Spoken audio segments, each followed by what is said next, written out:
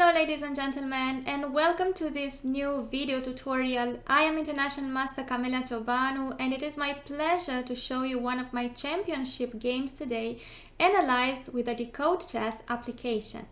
We are talking about the game I have played in the year of 2015 as white at the European Chess Championships against Leonid Samarin, and we played it in the city of Jerusalem. Well, I was having the white pieces, as I said, and I started with e4 and he responds with the French. Well, in this case, I opt to play the King's Indian attack, and so I develop my bishop in fianchetto. Okay, so we'll move on, and he will simply block the center at this point. I will castle short, and he pushes the pawn to e5, and can you see that this pawn structure is typical to the King's Indian, only with reversed colors. Great, and this should be of a great advantage to me, not because being white I have the extra tempo, but also because he played pawn to e6 first and then pawn to e5, and so he has lost an additional tempo. Good, so I will go with the plans of the King's Indian, which is to attack the pawn chain, and I will try to do it through pushing the pawn to f4. Okay, now I'm attacking on e5 twice, and by retreating the knight on d7, the knight is blocking the light squared bishop, and so it will not be able to develop very soon. I have to support my knight on c4, otherwise he would have played pawn to b5, and now he's preparing to still send my knight away by pushing a6 with the idea of bringing the rook to b8, and then push the pawn to b5 to dislocate my knight from the proximity of the center. But what I can do now is I already pushed the pawn to a5, and so I block the pawn structure on the queen side and also gain an outpost on b6. He continues to develop, and I go for the normal plan of pushing the pawn to f4, as I said, to attack the pawn chain in the center. So he takes the initiative on the queen side, and finally I push f4, attacking twice the central pawn on e5. So he will trade knights at this point, and the pawn structure has changed. I have doubled pawns on the c file, but that is okay since I will be able to bring my knight on d3.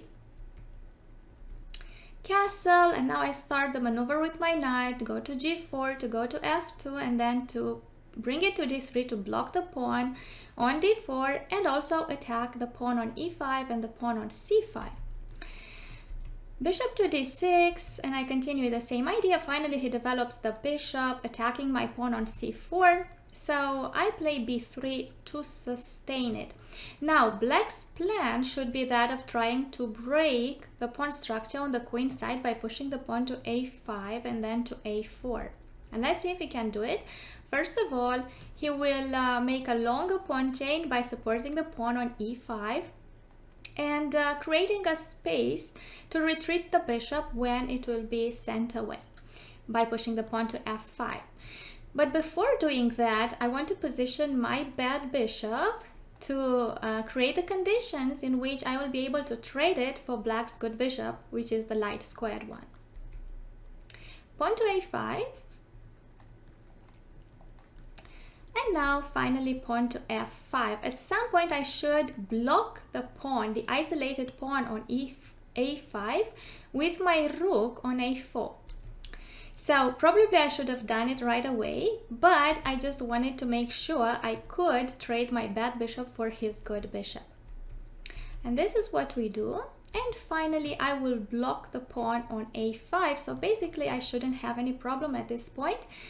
But I have remained with a good bishop against the bad bishop, and he has an isolated pawn on a5 that will become my focus. If he hadn't had that weakness, then my focus would have centered on attacking toward the king side by pushing g4, h4, g5 and trying to break his castle.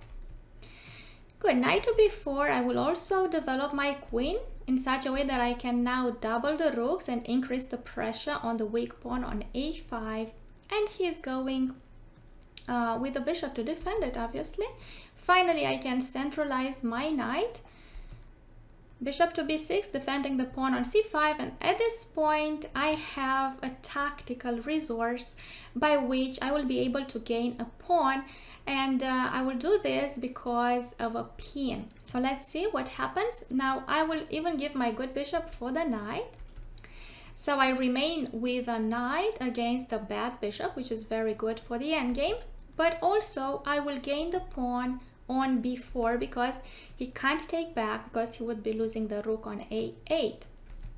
So rook to b8, and my knight gets installed safely in his center. Rook c8, and finally b4, and again he cannot take. Therefore I will have two passed pawns, one next to the other, on the 5th rank, and so I'm gaining more and more space all the time. And now it's time for me to gain the second pawn. Well, queen to c6, knight to b4, because now I want to bring my queen into play by bringing it in the center. And now queen to d5. Queen to d5 is actually a blunder. And why is it a blunder? We will shortly see it. But before that, I would like to see what the application is suggesting after king to h8. So instead of queen to d5, a much better continuation would have been queen to b5 instead. Queen to b5, proposing the trade with the queens and leaving the d5 square free for the knight to go on it. And so when black brings the queen to h5, trying some counterplay on the castle, I could simply bring the knight in the center and control the e3 square. And after bishop takes to b6, pawn takes to b6, and even when black takes the pawn on h3, I can simply return with my queen on d3, defending g3 properly, and even the pawn on c2. And so I will just win the game with one knight up. Alright, but I didn't do this. After king to h8, I have underestimated black's potential in a turnaround, complete turnaround, when I bring my queen on d5, because in this case I will not be able to retreat my queen and defend the castle, which has been left very weak with the pawns advanced and no piece in proximity of the king to defend it. And so queen to d5, as we said, it was a blunder. Now black plays queen to h5. It is his only idea of a counterplay, and it might even lead for black winning the game. Okay, so queen to h5, and even here I made a mistake because I brought the rook to a3. I just wanted to defend the 3rd rank very well, leaving the rook on a1 to defend the 1st rank. But I just missed one tactical opportunity that black had in this position, which is a wonderful rook sacrifice. Should have played, as the application suggests, rook takes to c5, okay, sacrificing the rook.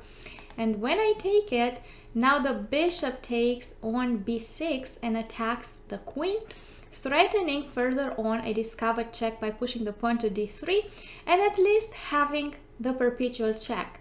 I also saw one variation in which black could checkmate me, so let's just go through it quickly.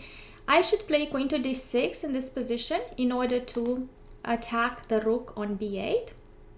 So queen to d6, and now black should have the discovered check by pushing the pawn to d3.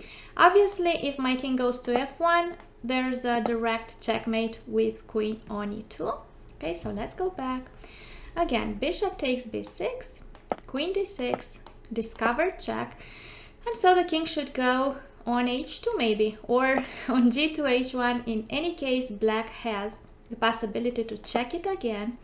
And after king to h1, queen f3 check, king to h2, and now black can force the draw. He will bring the bishop on f2 and sacrifice the rook on b8, because when I take the rook, Now the king has to move, and I have to pay close attention. Rook to g1 saves the game. Okay, we will only have a draw by perpetual check, but if I would take with the rook on d3 to attack the queen and defending g3 through the x-ray, actually black could take by the bishop on g3, and after king g1, queen f2 follows with a checkmate on h2. So let's see everything again. Bishop b6, queen d6, check. The king goes up, queen e2, king to h1, queen to f3, king to h2. Now bishop f2.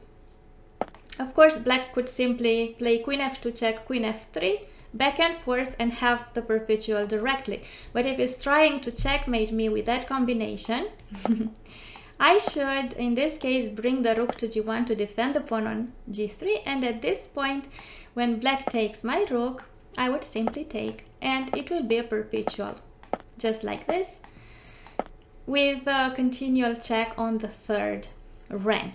Very well, so this is why rook back to a3 was a mistake. I'm talking about this move, going back. Okay, what could have I done better? Instead of rook going back to a3, the application is suggesting that I should have played queen to d6 at this point. And after queen to f3, now the rook comes on a3 to attack the queen. In the meantime, even if I lose the pawn on e4, at least now the knight can enter black's center, and I have a huge advantage of space. After king to h7, I maintain my advantage, and so I should win the game. Great, and now why don't we just see how the game continued? So after queen to h5 and rook to a3, now black simply took on h3 with the queen, and this was a blunder because by this move he lost the entire counterplay, and so I will simply gain in a few moves. After b7, the rook sacrificed, queen takes, rook takes on c5. He will try to bring the rook on c3 to stop my rook from a3 from defending the pawn on g3 and still trying a perpetual check, but it is already late because now my queen can infiltrate on the outpost on g6 even with a check, and so defend the pawn on g3. And after we exchange the rooks, black's queen remains in a Zugzwang, and now after rook to a8 pinning the bishop, black has resigned because I will simply checkmate in one move. Well, I hope that you enjoyed this example. It was a very, very illustrative game, and we saw that in any moment, even when we have a huge advantage, we should still pay attention to the weaknesses and not give the opponent opportunity to have a counterplay. Thank you so much for your attention, and I cannot wait to talk to you in the next video tutorial.